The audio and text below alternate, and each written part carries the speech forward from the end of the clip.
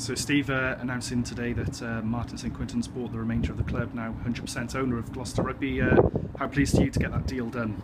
Yeah, absolutely delighted. It's been the best part of 10 months since we announced that the club was up for sale, and naturally, whatever we say, there is always going to be a hiatus of certain quarters when you do these types of things. So it's brilliant that we can now announce it. Martin's a great guy. He's a rugby guy as well. Former captain of Durham University, loves his rugby.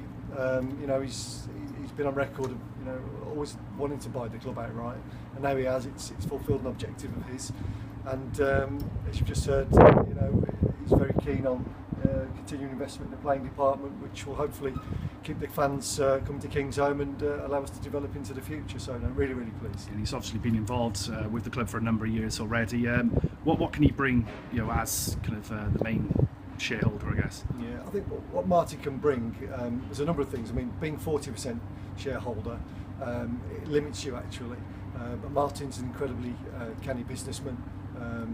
So hopefully he can bring in a number of contacts and his own network, and he's going to be much more hands-on than what we've had here in the past. He's going to be spending a lot more time at the club, helping us out with projects on the pitch and off the pitch.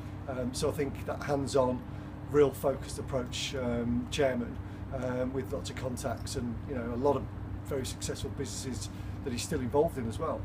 So I think he can bring a lot of experience to the club as well, which will help me as well personally. And obviously you weren't involved in the club while Tom Walkinshaw was here, but worked closely with Ryan. Just a word on kind of the role they've played in Gloucester Rugby's development. Yeah, well, it's I hear the stories of Tom, and he was obviously legendary around the club. But if he hadn't got involved in the club, who knows where we'd be now. So the club are massively indebted to him. I mean, look at great clubs like Moseley and Coventry that unfortunately went a different way, and Gloucester could have been there. So we've got a lot of gratitude for the Walkinshaws, and Ryan and Martin have been a great support over the last few years.